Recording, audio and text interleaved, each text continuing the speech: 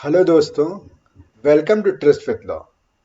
Continuing with our series of AIB preparation, let's start with evidence law today and let's discuss most important questions for Indian Evidence Act and this is it. इसके अलावा और कुछ नहीं करना है. So without wasting further time, let's start this evidence law series or let's start discussing the questions. A communication made to the spouse during marriage under section 122 Evidence Act, तो it is privileged, चाहे वो marriage टूट जाए या death हो जाए एक spouse की या डिवोर्स हो जाए, इट इज प्रिविलेज्ड. ये सेक्शन 122 में लिखा हुआ है. Which of the following judgment is irrelevant under section 43 of the Indian evidence act. तो 43 में ये कहा है कि 40, 41 और 42 को जजमेंट जो दिए हुए उसको छोड़कर बाकी सब इररेलेवेंट है. ऑल्दो आपके पास बेर एक्ट होगा, आप पता कर लेंगे. तो इसका आंसर क्रिमिनल कोर्ट होगा. It is irrelevant. Judgment of criminal court, insolvency, matrimonial और प्रोबेट के जो जजमेंट्स हैं वो रेलिवेंट हैं. Next, under which section of the Indian Evidence Act a witness has been given right to refresh his memory? तो आप ये सोचिए टुवर्ड्स द एंड है, लेकिन ऑप्शन वही सब है. सेक्शन 159 आपके पास इंडेक्स होगा. A dumb witness gives his evidence in writing in the open court. Such evidence would be treated as, आप खुद सोचिए, डम विटनेस अगर राइटिंग में दे रहा है तो वो तो उसके लिए ओरल एविडेंस ही तो होगा. I think it is under section 119 कुछ इस तरह का है, but it is oral evidence. Under Indian evidence act which of the following is not court. तो कोर्ट की डेफिनेशन में आप जाना होगा तो वहां पे लिखा arbitrators are not court. anyone, all three judges, magistrates, persons legally authorized to take evidence, ये सब कोर्ट्स के डेफिनेशन में आते हैं. Out of the following statements is not true, which one is that? Not true. अब इसको आप पढ़िए. Let's start with B. A confession to a police officer can not be proved. ये तो सही बात है. A confession by a person in the custody of a police officer to any person in the presence of magistrate can be proved. ये भी सही बात है. If the confession of a person leads to a recovery of a thing, it can be proved. ये भी सही है. तो अब इसलिए मैंने तीन पढ़ा कि मुझे जो चौथा है ये मोस्ट करेक्ट इसके लिए होना चाहिए. कन्फेशन बाय वन को accused इम्प्लीकेटिंग other co accused would be proved. ये गलत है इस आंसर के लिए. वैसे ये आप मतलब अगर वो जॉइंट ट्रायल हो रहा होता है तभी वो प्रूव कर सकते हैं against other co accused under section 30 of the evidence act. लेकिन कायदे से ये सब एकदम गलत नहीं है ये, but this is the most correct answer. अब Kashmira Singh versus state of MP leading case है. अब ये आपको बेयर एक्ट से नहीं पता चल पाएगा, बट कश्मीरा सिंह आपका उस पर लीडिंग केस है अपने confession of a co accused. And this is why commentary वाले वो अलाउड नहीं होते हैं ले जाने के लिए. Under Indian evidence and character of a person is not relevant in which one of the following cases. अब कैरेक्टर कब रेलिवेंट नहीं है?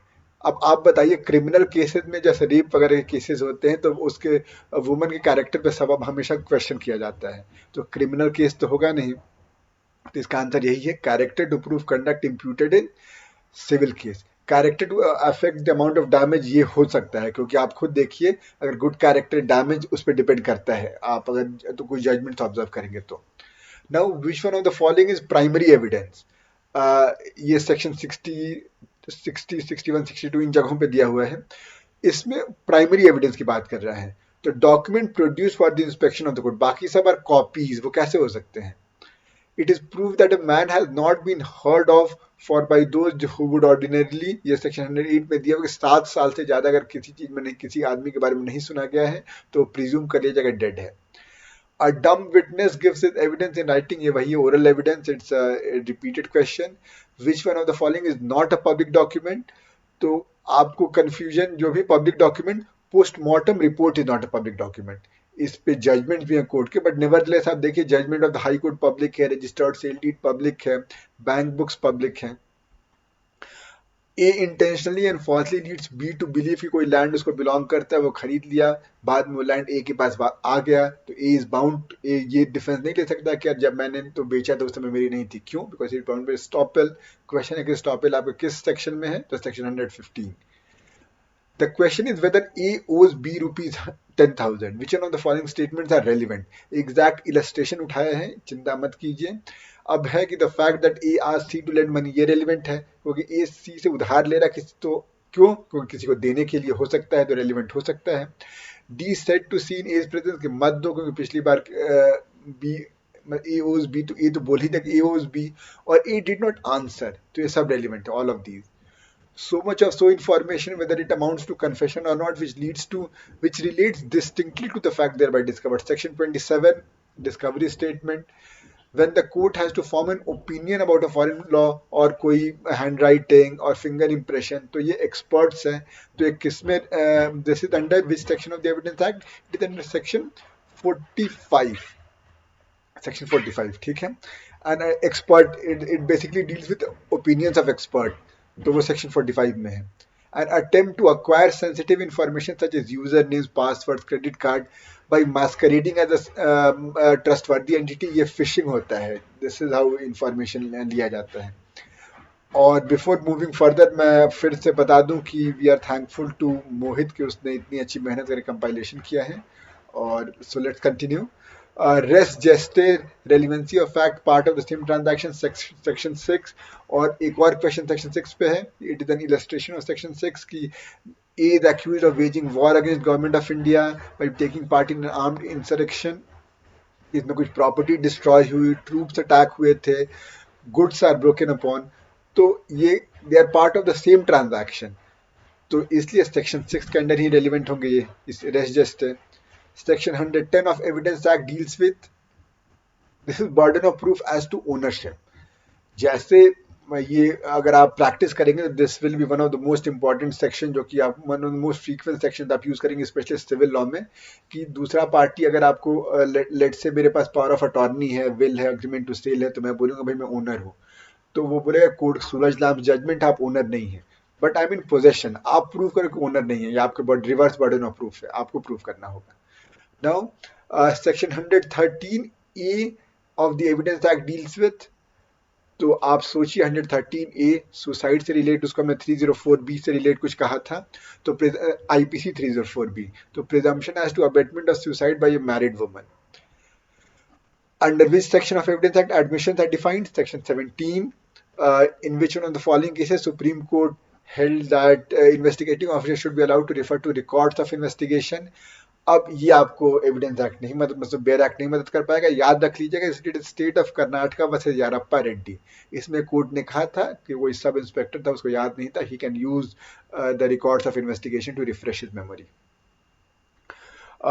Indian evidence act came into force on 1st September 1972, याद रखना है हमेशा. Admission can be broadly classified into judicial and extra judicial, both A and B होगा. Section 66 evidence act lays down क्या कि नोटिस दिया जाना चाहिए अगर सेकेंडरी एविडेंस के रिसीव करने. सेक्शन 65 ए में ये कहीं नहीं लिखा गया है कि it should be in writing और नो. ठीक है. Which one of the, when the accused says कि I will produce the share which I have received in such and such robbery, तो इसमें क्या, इसमें नॉट एडमिसिबल होगा because it is barred by section. Obviously ये presume करना होगा कि पुलिस ऑफिसर के सामने कह रहा है सेक्शन 25 में कि एडमिशन की तरफ रॉबरी नहीं, एडमिशन के accused to part in it नहीं, नॉट एडमिसिबल. सिर्फ डिस्कवरी स्टेटमेंट एडमिसिबल. और डिस्कवरी क्या है कि statement as to where the property is, तो 1, 2, 3 इसमें नॉन एडमिसिबल होंगे. The doctrine of res geste has been discussed in section 7. दोबारा यही question. Liability of a person who is one of the parties to the suit depends upon the liability of a stranger. तो admission by that stranger will bind this person also. ये section 21 में दिया हुआ है evidence act के. Judicial evidence means evidence received by courts in proof and disproof. बाकी कुछ नहीं. Police officer no, home department no, tribunal no. Which one of the following is not a document? Inscription है. Document की definition section 3 में देख लीजिए. Map और plan है, कैरिकेचर भी है, तो इसका आंसर डी होगा. Secondary evidence as per section 63, तो copies made from original, copies made from और which one of the following is not, तो इसलिए ये ध्यान रखिएगा. तो copies not certified under section 63 होगा, क्योंकि वहां पे लिखा है कॉपी सर्टिफाइड, और बाकी सब चीजें जो है copies made from original by mechanical process ये है, कॉपीज मेड फ्रॉम और कंपेयर्ड विद ओरिजिनल ये भी है, oral accounts the contents of document given by some person who has himself seen it ये भी है. A leading question may be asked in cross examination. Extra judicial confession means confession made either to police officer or person other than जजेस and magistrate. तो दोस्तों इसके साथ हम evidence act के मोस्ट इंपॉर्टेंट क्वेश्चन हम डिस्कस कर लिए. इसके अलावा और कुछ नहीं करना है, बस आप आराम से जाइए, आराम से एग्जाम दीजिए, एंड उस लाइन के पार हम मिलेंगे जरूर. ठीक है दोस्तों, कोई कंफ्यूजन आप जरूर बताइएगा कमेंट सेक्शन में। मिलते हैं अगले वीडियो में, और इस बार लेट अस डिस्कस सीआरपीसी।